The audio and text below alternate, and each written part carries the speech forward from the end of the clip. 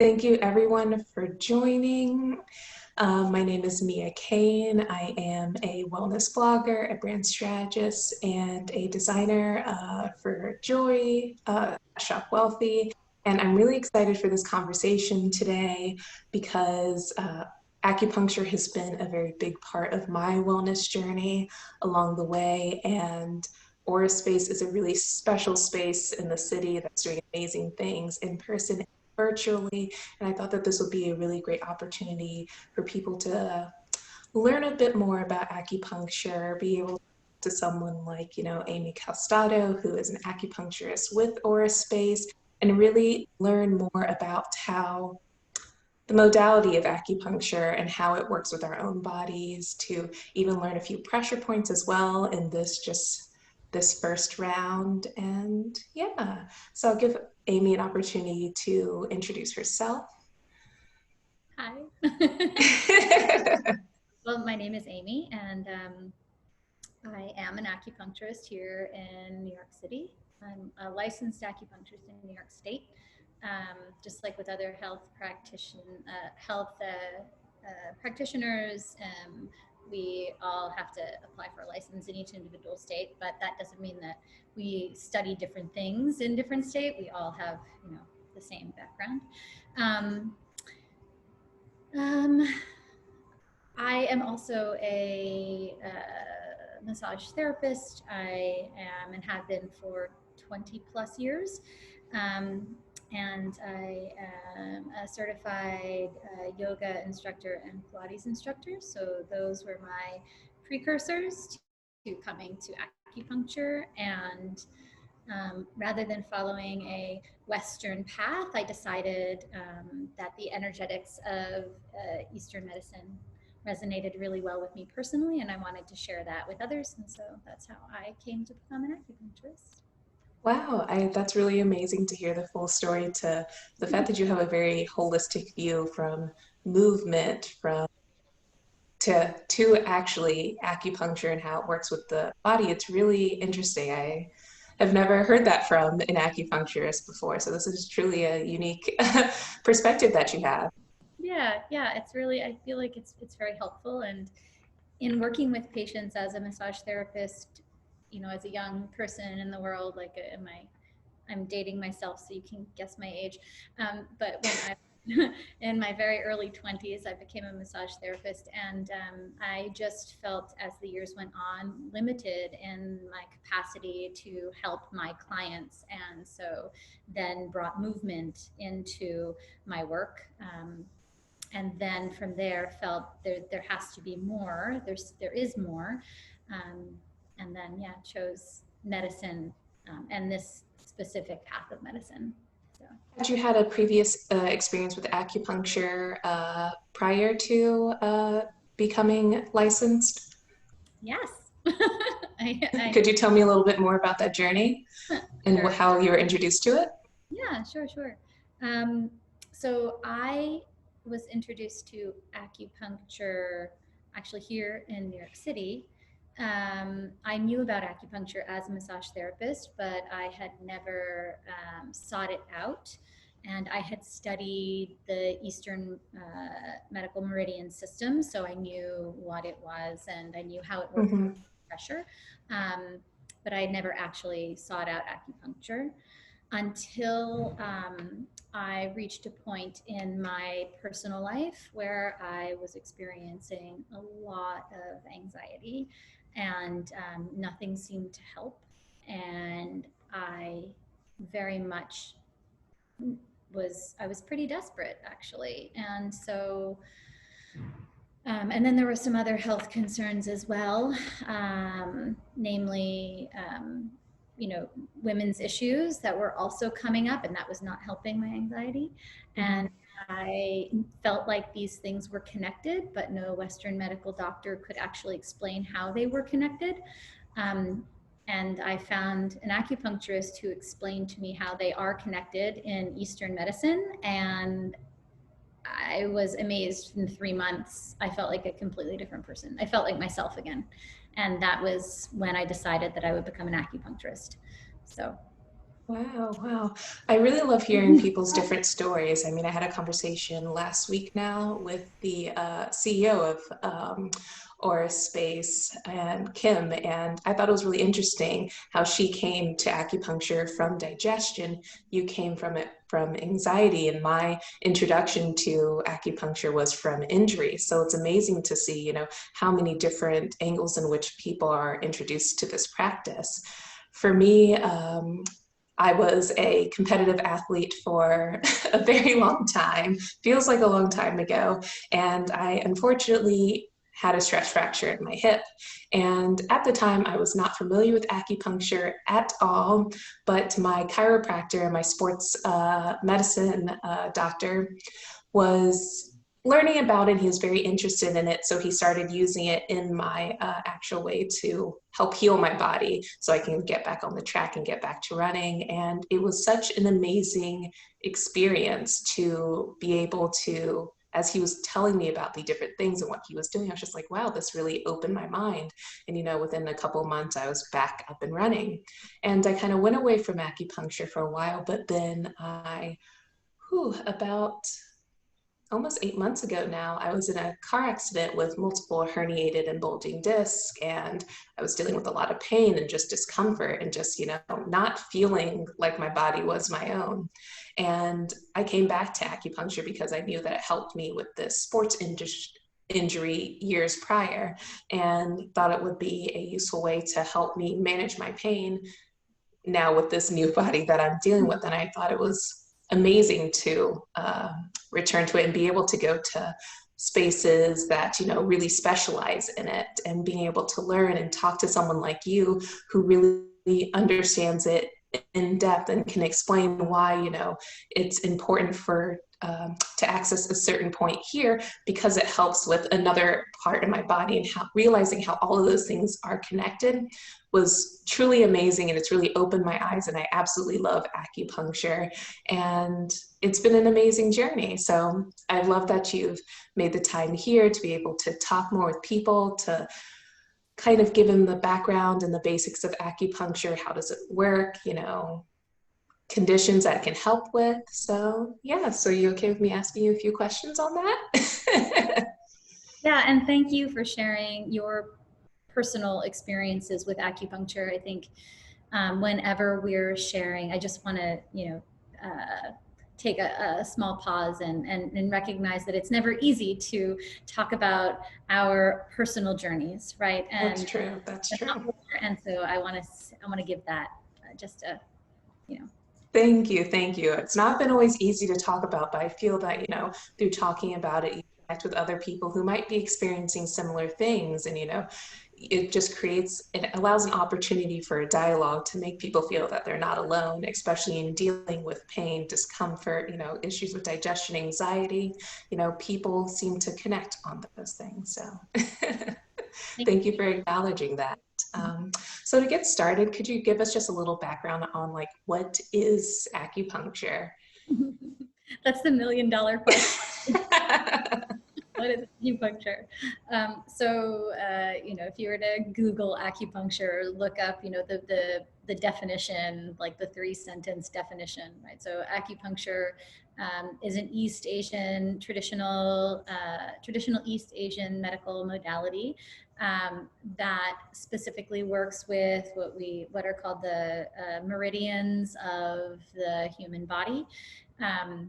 And small filiform needles, filiform are solid needles, are administered into the skin and into the muscle layer at specific areas to create an effect to balance the body's systems. So when we say balance the body's systems, we mean all of them. Acupuncture, so East Asian medicine sees humans as we don't separate between the mind, the body, and the spirit. We treat Mhm. everything all at once. So I think a really good way to think about this is when you, let's say, you're in a car accident and you hurt your neck.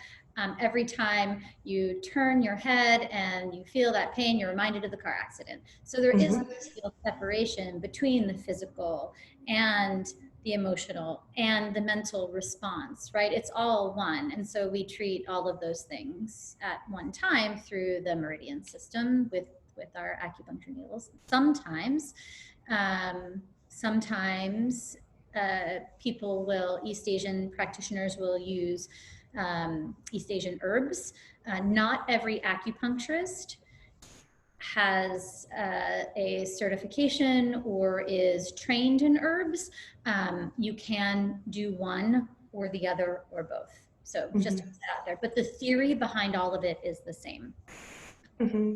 Well, I love the fact that it's not just one thing and that there's other areas that can help kind of align with it that just helps with the actual, getting acupuncture. I've never heard of these herbs things. I've never experienced them myself, so it's an interesting thing to hear about. So could you talk a little bit more about the actual needles and how they work, how deep they go? Like, what is the science behind that? So from a Western perspective, the science is still under investigation. In the United States, particularly, we have a very long way to go in the acceptance of acupuncture broadly amongst the Western medical community. Now, that doesn't mean that there haven't been studies. There have been. However, it's more limited here as opposed to in Europe, as opposed to Asia, East Asia in particular, meaning China, Japan, Korea, Vietnam, particularly. They have all done a lot of research, and their research supports an integration of traditional medicine and Western ideology, medical ideology, and that's what they use. That's what they treat, or that's how they treat. So the needles themselves, I said, are these filiform needles, and we look at the body through a number of filters. When a patient comes in, a filter meaning when a patient comes in, you will tell me what your main complaint is, or your chief complaint, the reason that you are here. And I will then ask you a series of questions to try to determine and filter through your particular symptoms to boil down it to like lowest terms, right? Simplest terms. And that's going to bring me to like constitutional you. What is your constitution, and and how can I best support your constitution? Then I build back up to the outside, to the actual like symptoms. So what we say is we're treating the root and we're treating the branch, right? So you come in with neck pain. That neck pain may be causing fatigue. It may be sharp. It might be sore, or it might be both. You might have limited rotation, range of motion rotation. You may have limited forward flexion. You may have limited lateral flexion, or you may have a combination of all of these things. It may present with a headache. It may not present with a headache. You might have traveling pain down your arm. You may not. So we look at all of these different things, and then we decide through a series of questions that we ask which meridians we think are affected. We'll also palpate, obviously, and we're trained in anatomy and physiology, so we also know through a Western lens what it is that we're palpating. It's not just I'm looking at things blindly. Layering over the meridian system over the human anatomy, right? That we know to be true. And so once we determine which meridian systems are affected and which need balancing, we will then use the needle. And the needle, depending upon where we're putting it, some needles are like a 1/2 inch long, some are an inch, some are 1.5 inches, some are 3 inches. Wow. It depends, right? If there's an issue in the gluteal area, and let's say you're suffering from piriformis syndrome, and a patient says, "Oh, I have numbness and tingling coming down my leg." Um, this is something that we might treat with a longer needle because there's a lot of tissue. I Um, see. yeah, so it depends on the issue. Well, it And really seems like a lot of people come to you for a variety of different conditions. What are kind of some of the conditions you've seen that have been common that people have come to you that have, decided that they want to start doing acupuncture for? um, well, definitely musculoskeletal discomfort, pain, Hmm. pain of all sorts. So that can be, for example, I treat, not right now because most of these patients are not here, but I treat a large percentage of my patients are performers and athletes. And so they have musculoskeletal injury from repetitive strain. Um, and I'll work closely with their physical therapists or osteopaths or orthopedists, and so that's a big proponent. And then other people are coming in with just low back pain, shoulder pain, in all incantations. That can be pre-surgery, post-surgery, trying to avoid surgery. It can just be, I woke up and my neck is kinked and I don't know what's going on. Then there's also a lot of bowel issues, so IBS or Crohn's disease, um, celiac disease, the sequelae of that. So I'm not treating those actual diseases. I am treating the symptoms of those diseases. So your celiac disease may look different, and I'm not saying that you have that, but somebody's Understood. looks different. One person's looks different than another because you're going to tell me your symptoms and maybe some overlap, but really it's individual treatment. So I may use different meridians depending upon what symptoms you're telling you have. So yeah, digestion, also anxiety and Mhm. depression, PTSD is wrapped up in that as well. And oh my goodness. Yeah, it seems like a lot of different things. Pre-part, like a prenatal visit. So when women are pregnant, or for fertility, when they're trying to get pregnant, postnatal and recovery, and Mhm. postpartum rather, and recovery from giving birth or from a C-section. Yeah, a lot of things. Wow, wow. Well, that's what I love about acupuncture is that even though, as you said, some two people can come in with the same issue, but that issue can manifest in their bodies in different ways, and you're treating those symptoms and how it's manifesting in their bodies, which I think is really important. But something you mentioned before was about meridians, and how do you relate kind of the connection of treating those symptoms and the actual meridians that you're getting in touch with during an acupuncture session? Well, I think the best way for me to kind of explain that is to break things down a little bit. And Mhm. so, very basic Chinese medical theory, we have yin and we have yang. Yin and yang are like these, they categorize everything, but we don't just see it in yin and yang, like black or white, or we see this as, then from there divides into even more of there's more of a spread. So we then see, filter through, okay, is something yin or is it yang? Well, how do I determine that? I determine that by deciding if a condition or symptoms fall under these few categories, which are, is it interior or is it an exterior issue? Mhm. Uh, is this a hot or a cold nature? Is this deficient or an excess? condition? Like, how is the patient describing this to me? And I know it sounds like saying, is it hot or cold? But if you tell me my pain is fixed, it is fixed, and it is like it's stabbing, and I'm not going to, there are certain medical red flags that I have to look out for, obviously. So just I want to add that caveat.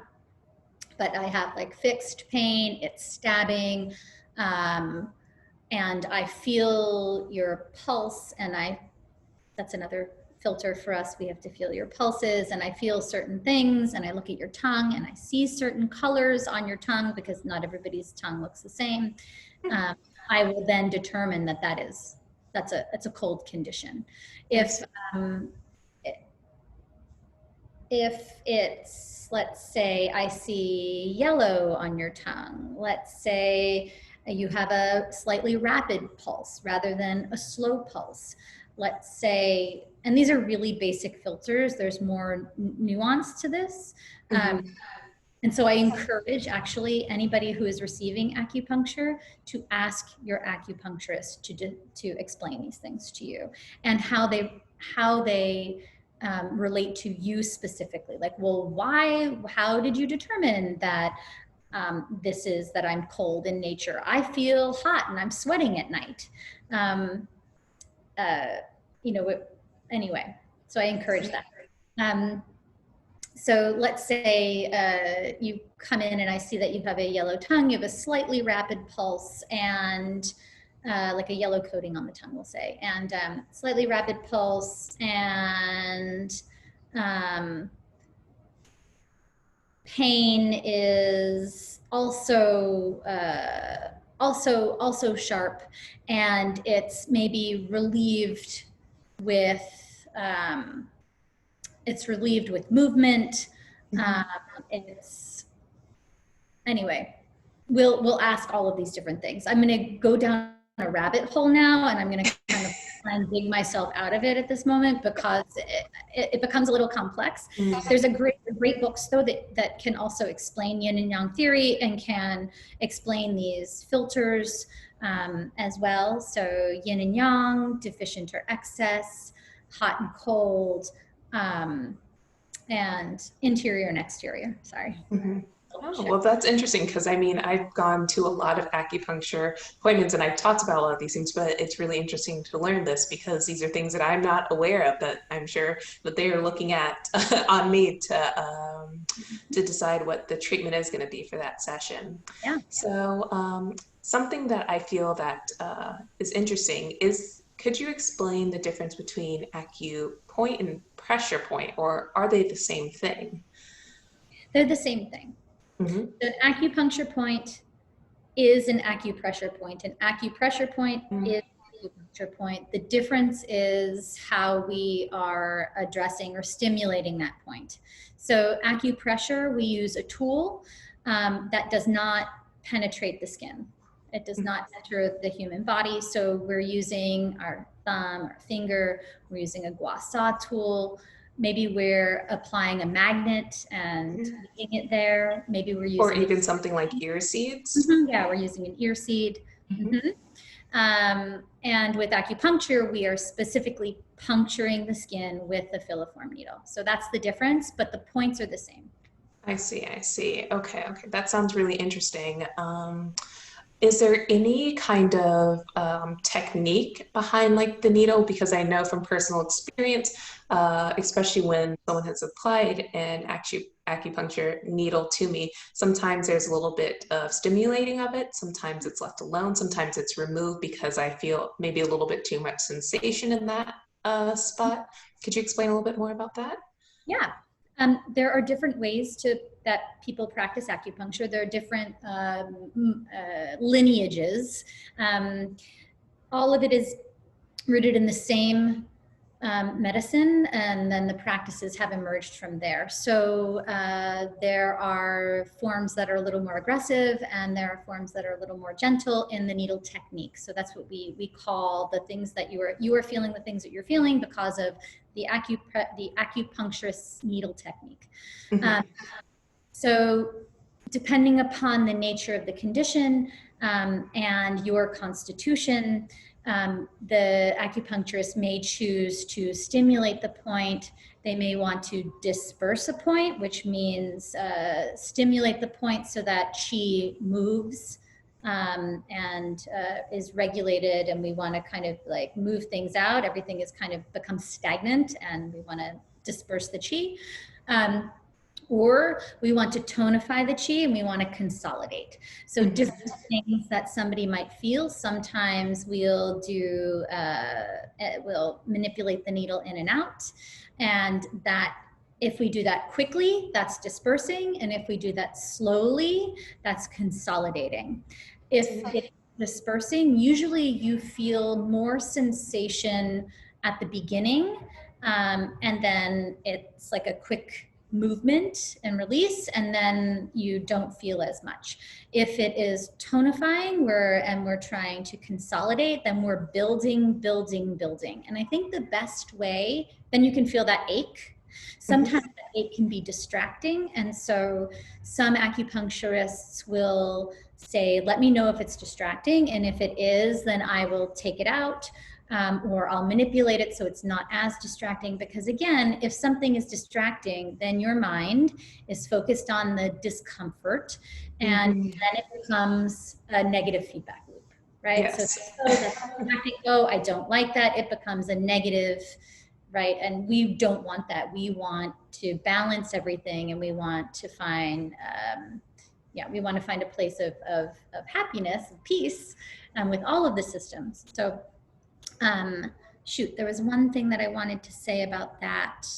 Oh, when you're consolidating, I think one of the best ways to think about this, and this is bringing Western brain and Eastern brain together.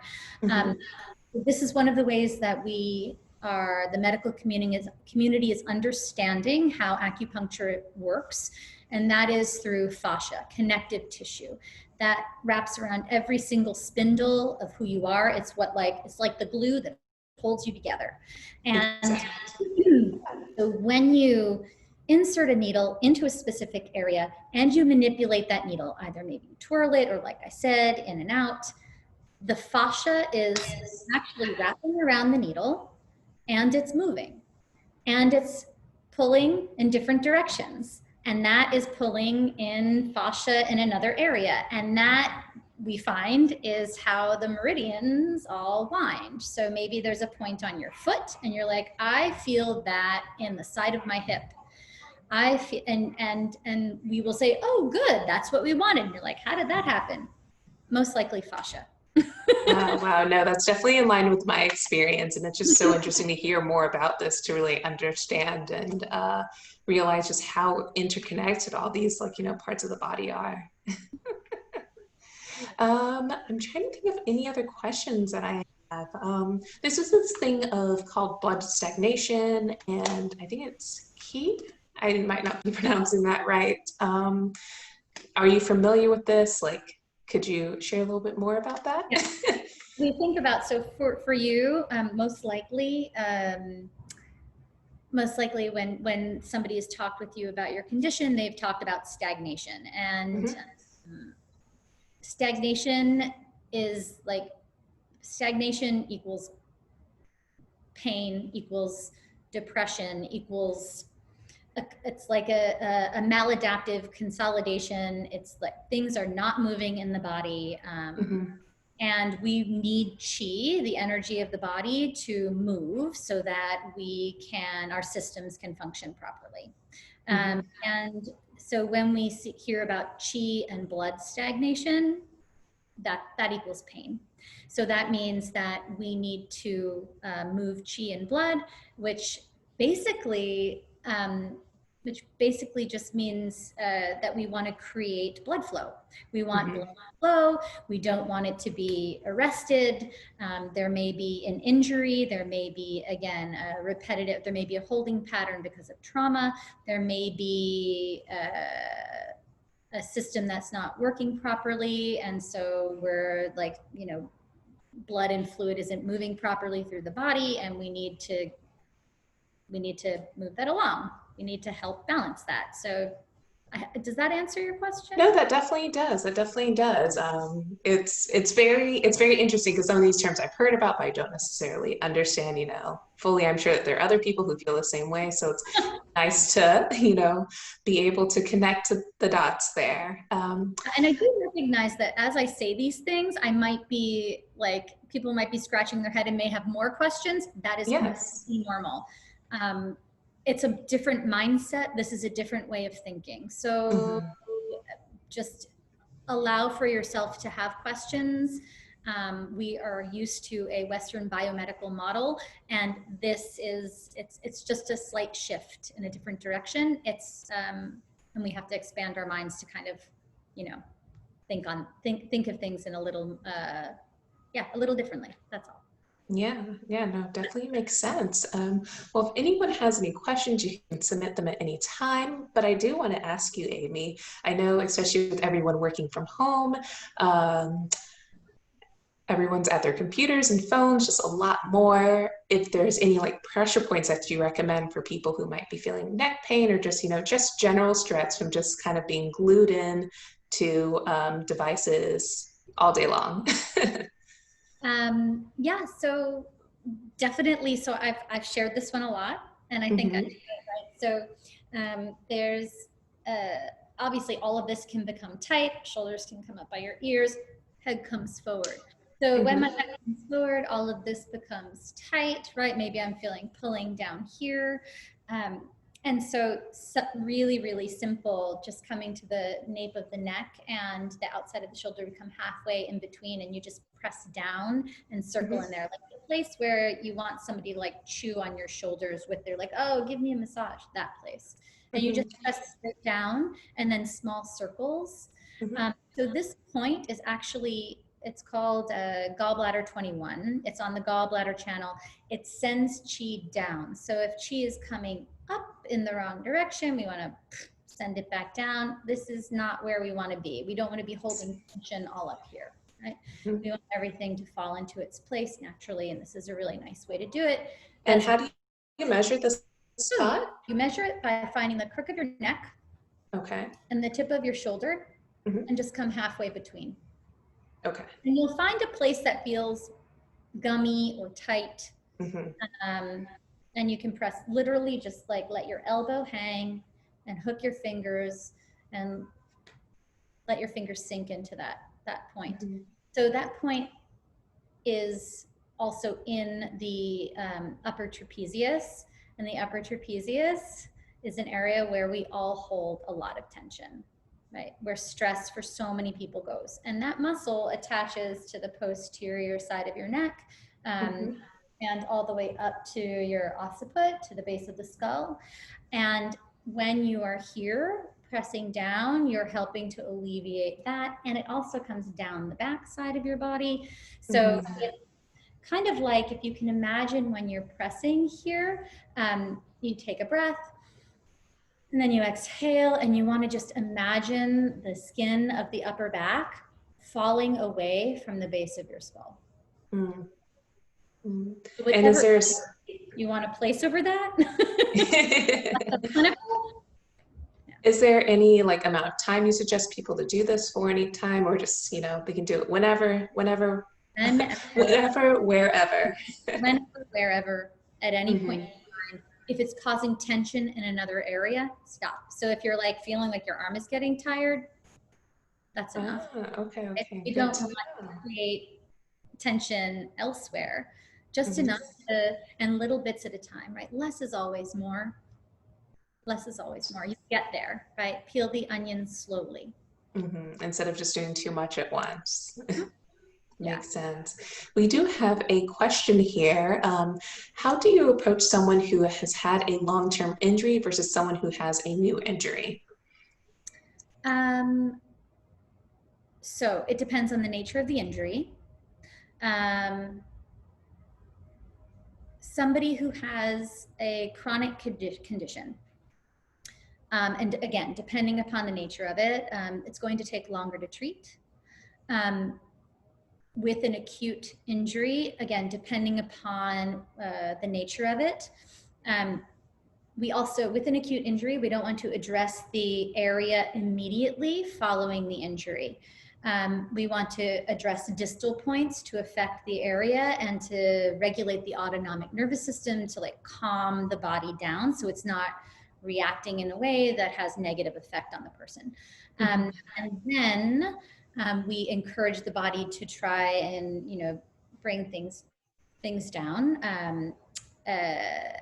And we will then like see how things filter out. And again, depending upon the nature of the injury, if the injury is acute and it's severe, then we're working with somebody's Western medical healthcare provider. We want to make sure that they've seen a medical doctor, that they've consulted their medical doctor, and there isn't anything else that needs to be looked at. So, and if there is, then we want to make sure that that happens. So we want to support the patient in that journey. And we can work in conjunction with Yes. the provider.